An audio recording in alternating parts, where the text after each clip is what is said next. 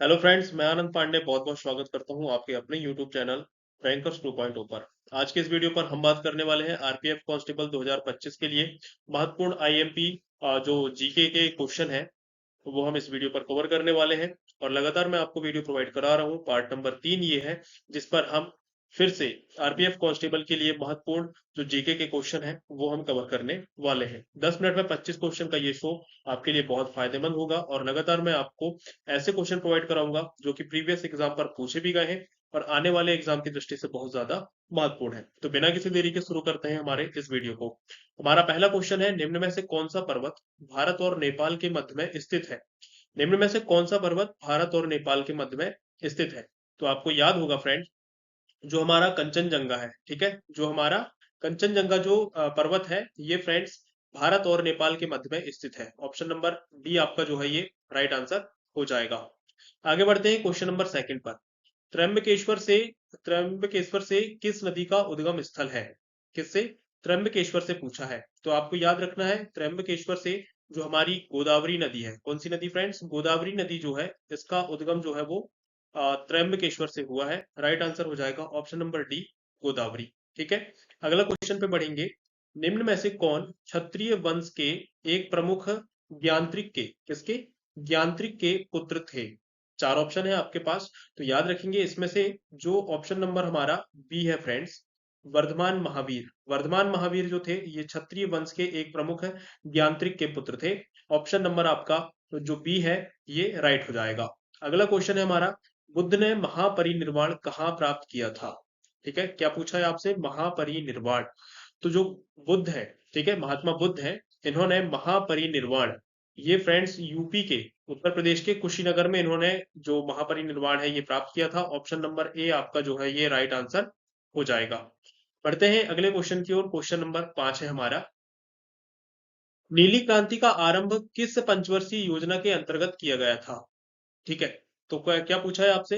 नीली पंचवर्षीय सॉरी नीली जो क्रांति है इसका आरंभ किस पंचवर्षीय योजना, ठीक है, जो पंचवर्षीय योजना हुई थी उसमें से किस पंचवर्षीय योजना में नीली क्रांति का आरंभ हुआ था? ये क्वेश्चन ने आपसे पूछा है। तो इस क्वेश्चन का राइट आंसर क्या हो जाएगा? ऑप्शन नंबर सी, जो सातवीं पंचवर्षीय योजना है फ्रेंड्स, इसी के अंतर्गत जो नीली क्रांति है, ठीक है, इसका आरंभ हुआ था। ऑप्शन नंबर सी आपका राइट आंसर है। क्वेश्चन नंबर 6 है, महात्मा गांधी नई श्रृंखला के 50 रुपए के नोट का आधार रंग क्या है? जो नई श्रृंखला की 50 रुपए की जो नोट है उसमें महात्मा गांधी के आधार का रंग क्या है, ये आपसे पूछा है। तो इस क्वेश्चन का राइट आंसर क्या हो जाएगा फ्रेंड्स? यहाँ पर मिसप्रिंट हुआ है। ऑप्शन नंबर सी आपका राइट आंसर हो जाएगा, फ्लोरोसेंट नीला। ठीक है, फ्लोरोसेंट नीला भी इसी के साथ में जुड़ा हुआ है, यहाँ पे ये मिसप्रिंट हुआ है। हल्का बैगनी जो है ये आपका ऑप्शन नंबर डी है। तो राइट आंसर क्या हो जाएगा? फ्लोरोसेंट नीला। ठीक है, फ्लोरोसेंट नीला जो है इसका आधार रंग है। क्वेश्चन नंबर 7 पर जाएंगे। भागीरथी नदी पर स्थित टिहरी बांध किस राज्य में स्थित है? पहली चीज तो आप याद रखेंगे कि जो भागीरथी नदी है इसी पर ये टिहरी बांध जो है हमारा स्थित है। ठीक है, टिहरी बांध जो है भागीरथी नदी पर स्थित है। तो अब राज्य आपसे पूछा है किस राज्य में स्थित है, तो राइट आंसर क्या हो जाएगा आपका? याद रखेंगे उत्तराखंड। ठीक है, भागीरथी नदी जो है उत्तराखंड में बहती है, वहीं पर इस पे टिहरी बांध जो है ये स्थित है। ठीक है, बढ़ेंगे अगले क्वेश्चन की ओर। क्वेश्चन नंबर हमारा 8, काकरा पार परमाणविक स्टेशन किस राज्य में स्थित है? काकरा पार परमाणविक स्टेशन ये किस राज्य में स्थित है? तो इसके लिए याद रखेंगे ये स्थित है फ्रेंड्स गुजरात के सूरत में। ठीक है, जो काकरा पार है ये गुजरात के सूरत जिले में स्थित है। ऑप्शन नंबर जो बी है आपका ये राइट हो जाएगा। बढ़ते हैं नेक्स्ट क्वेश्चन की ओर। क्वेश्चन नंबर 9, भारतीय संविधान की गैर संघीय विशेषता निम्न में से क्या है? ठीक है, क्या पूछा है आपसे? गैर संघीय विशेषता। गैर संघीय विशेषता किसकी पूछा है फ्रेंड्स?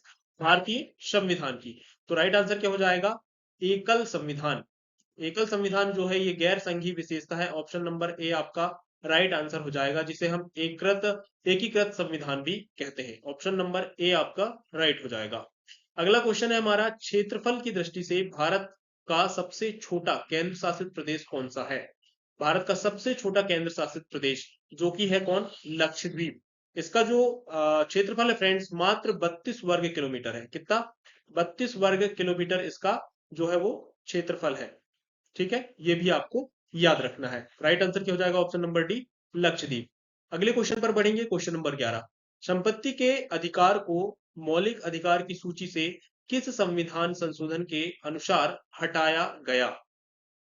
तो याद रखेंगे, जो संपत्ति का अधिकार है इसको हटा दिया गया है मौलिक अधिकार की सूची से, और इसको जोड़ दिया गया है भाग 12 के 300 ए में। ठीक है, भाग 12 के 300 ए में जोड़कर इसे कानूनी अधिकार बना दिया गया है। तो किस संविधान के द्वारा हुआ था? तो ये संविधान संशोधन था 44वां। ऑप्शन नंबर डी आपका राइट आंसर हो जाएगा। 44वां संविधान संशोधन 1978 में इसको संपत्ति के अधिकार को हटाया गया। क्वेश्चन नंबर 12 है, तिलोत्तमा सेन किस खेल से संबंधित है? कौन? तिलोत्तमा सेन। ठीक है, ये किस खेल से संबंधित है? तो याद रखेंगे शूटिंग। ठीक है, जिसे हम हिंदी में निशानेबाजी भी कहते हैं। शूटिंग से संबंधित है कौन? तिलोत्तमा सेन। याद रखेंगे, तिलोत्तमा सेन जो है ये शूटिंग से संबंधित है। बढ़ेंगे अगले क्वेश्चन की ओर। क्वेश्चन नंबर हमारा 13 है, कपिल देव की आत्मकथा। ठीक है, कपिल देव की जो आत्मकथा है ये किस नाम से है? इसका नाम क्या है ये आपसे पूछा है। कपिल देव की जो आत्मकथा है इसका नाम क्या है? तो जो कपिल देव है इनकी आत्मकथा का नाम है friends straight from the heart. ठीक है, स्ट्रेट फ्रॉम द हार्ट। अच्छा, आप ये बताइए, प्लेइंग इट माई वे ये किसकी आत्मकथा है ये आपको बताना है। इस क्वेश्चन का तो राइट आंसर क्या हो जाएगा? कपिल देव की जो आत्मकथा है वो कौन सी है? इसका क्या नाम है फ्रेंड्स? इसका नाम है straight from the heart. Next question है, निम्न में से कौन एक ज्वारीय बंदरगाह है? ज्वारीय बंदरगाह।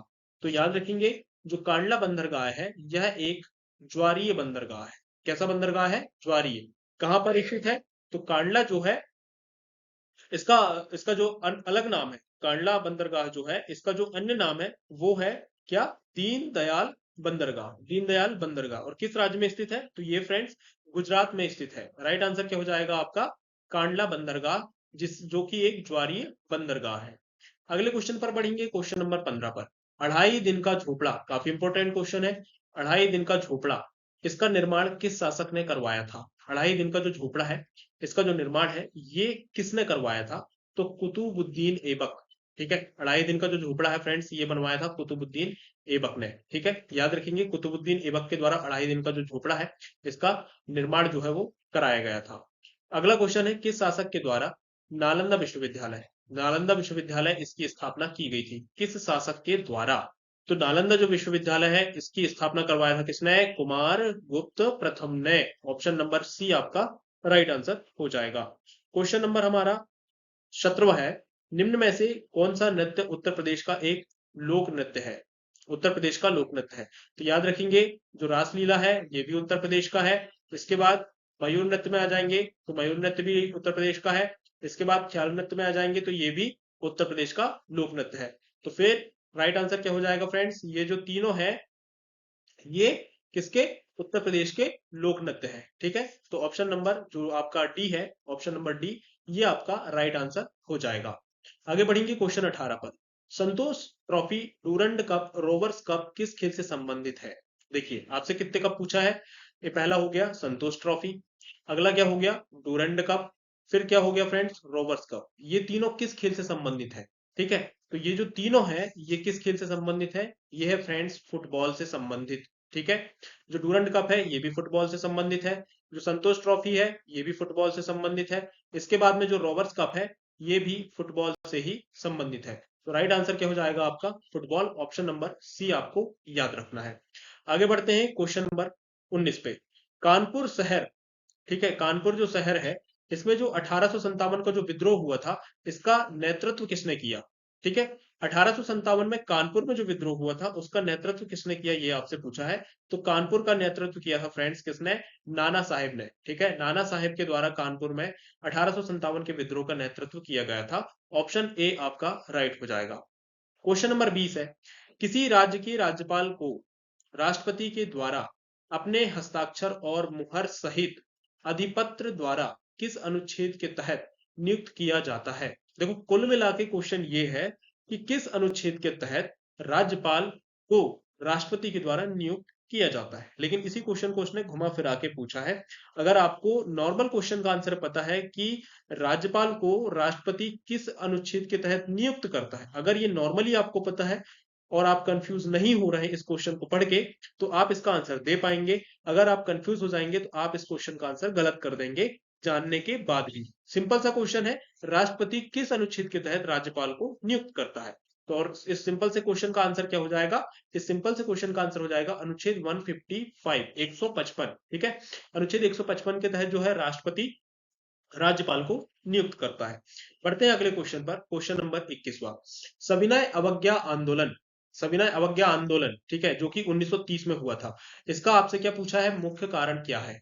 ठीक है, सविनय अवज्ञा आंदोलन 1930 में हुआ था, इसका मुख्य कारण आपसे पूछा है।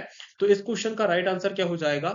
जो सविनय अवज्ञा आंदोलन हुआ था फ्रेंड्स, इसका मुख्य कारण है कि नमक पर ब्रिटिश अधिकार हो गया था। ठीक है, नमक पर ब्रिटिश लोगों का एकाधिकार हो गया था और इसी के खिलाफ जो है विद्रोह हुआ था, जिसे सविनय अवज्ञा आंदोलन कहा गया था, जो कि 1930 में हुआ था। ऑप्शन नंबर ए आपका राइट हो जाएगा। अगला क्वेश्चन है, ऑक्सिन पौधों में क्या कार्य करता है? जो ऑक्सिन है ये पौधों में कौन सा कार्य करता है? तो जो ऑक्सिन है, ठीक है, ऑक्सिन जो है ये फ्रेंड्स वृद्धि और विकास का कार्य करता है। किसका कार्य करता है? वृद्धि और विकास का। पौधों में वृद्धि और विकास का कार्य कौन करता है? तो ऑक्सिन करता है, ये आपको याद रखना है। ऑप्शन नंबर जो बी है ये आपका राइट हो जाएगा। बढ़ते हैं अगले क्वेश्चन पर, question number 23। Hockey India award 2023, hockey India award 2023 है, इसमें जो major Dhyan Chand lifetime achievement award, ये किसे मिला? ठीक है, कब का पूछा है? 2023 का। तो राइट आंसर क्या हो जाएगा? ये किसको मिला था? Major Dhyan Chand lifetime achievement award ये मिला था फ्रेंड्स अशोक कुमार को। ऑप्शन नंबर ए आपका राइट है, option A. Question number 24। Gautam Buddha ने आत्मज्ञान कहां से प्राप्त किया था? तो जो गौतम बुद्ध है इन्हें आत्मज्ञान, क्या पूछा है? आत्मज्ञान, गौतम बुद्ध को आत्मज्ञान कहां से प्राप्त हुआ था?